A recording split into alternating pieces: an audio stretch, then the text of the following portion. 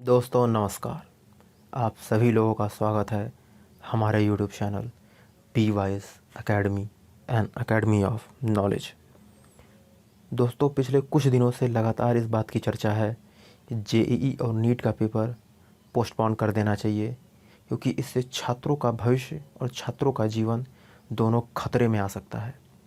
लेकिन हमारे education minister और हमारा सुप्रीम कोर्ट दोनों इस बात पर अड़े हैं कि जेईई और नीट का पेपर किसी भी कंडीशन में होना ही चाहिए, क्योंकि इससे छात्रों का एक साल ख़राब हो सकता है और इससे छात्रों का भविष्य भी ख़राब हो सकता है।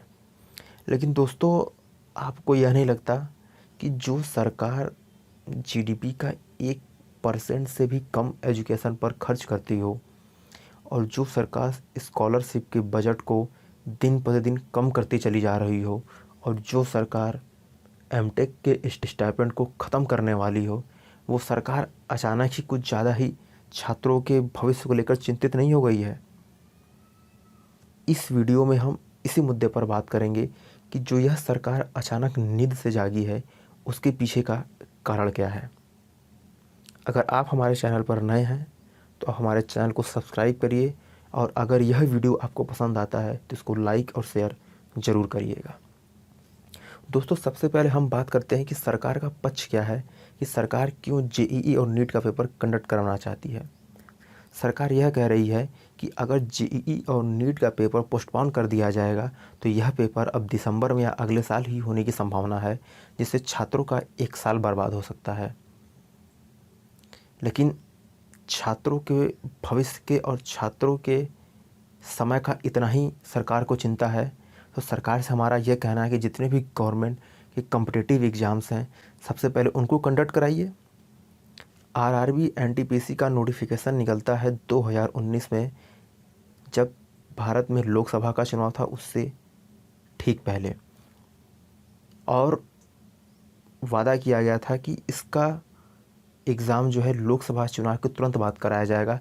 लेकिन आज 2 साल बीत गए हैं, अभी तक इस एग्ज़ाम का कोई नहीं पता चला, बल्कि इसमें 50% जो वैकेंसी थी उसको रिड्यूस कर दी गई। अगर सरकार छात्रों के समय का इतना ही चिंता करती है तो जिन छात्रों का 2 साल इस रेलवे के पेपर के इंतज़ार में ख़राब चला गया, उसका जिम्मेदार कौन होगा। अगर छात्रों के भविष्य की इतनी ही चिंता सरकार को है तो स्टाफ सिलेक्शन कमीशन यानी एसएससी 2017 की जिन लोगों ने पेपर दिया उनको आज तक ज्वाइनिंग लेटर नहीं मिला। ज्वाइनिंग लेटर की तो बात छोड़िए, एसएससी 2017 के रिज़ल्ट या टायर 3 करवाने के लिए छात्रों को प्रोटेस्ट तक करना पड़ा। और 2017 में जिस पेपर का नोटिफिकेशन निकलता है, 2016 से उस बच्चे की तैयारी कर रहे थे, और एसएससी 2017 के नौकरी के चक्कर में जिन छात्रों का 4 साल बर्बाद चला गया, उसका जिम्मेदार कौन होगा। सरकार इस पर क्यों कुछ नहीं बोलती अगर उनको सही मायने में छात्रों के भविष्य की चिंता है। 2017 की बात तो छोड़िए, फिर 2018 में एसएससी का पेपर कंडक्ट होता है, 2020 है, और एसएससी 2018 के पेपर का टायर 3 आज तक नहीं हुआ और उसका रिज़ल्ट नहीं आया अभी तक। और 2018 के उस पेपर के चक्कर में जिन छात्रों का 2 से 3 साल बर्बाद चला गया, उसका जिम्मेदार कौन है। क्योंकि सरकार जेईई कहती है कि छात्रों का तो 1 साल बर्बाद चला जाएगा, यहाँ तो गवर्नमेंट एग्ज़ाम के चक्कर में छात्रों के 4-4 साल, 5-5 साल, 6-6 साल बेकार चले जा रहे हैं। यहाँ सरकार को चिंता नहीं है। हर साल वैकेंसी को रिड्यूस कर दिया जा रहा है। कभी आईबीपीएस वैकेंसी आती थी 22,000, आज वैकेंसी आ रही 4,000। आरआरबी एएलपी की बात किया जाए रेलवे बोर्ड का, तो कई लोगों से ज्वाइनिंग लेटर नहीं मिला। आरआरबी जेईई का पेपर कंडक्ट होता है और सरकार कहती है कि जितने भी इकोनॉमिक बैकवर्ड क्लास के छात्र हैं उनका 250 रुपये वापस कर दिया जाएगा, लेकिन आज तक किसी भी छात्र के खाते में 1 पैसा तक नहीं आया। इन सभी चीज़ों को लेकर सरकार जो है छात्रों के भविष्य की चिंता नहीं करती, सिर्फ उन्हें नीट और जेईई का पेपर कंडक्ट करा देना है, नहीं तो छात्रों का भविष्य बर्बाद चला जाएगा। तो दोस्तों, हमें इसके पीछे का असली खेल समझना होगा। छात्रों को हम कि भविष्य की चिंता सरकार को नहीं है, बल्कि सरकार को अपने भविष्य की चिंता है।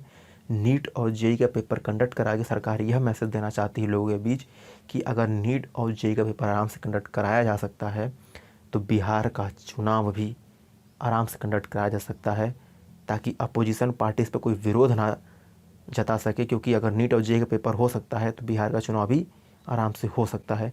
सरकार का असली मंशा यह है।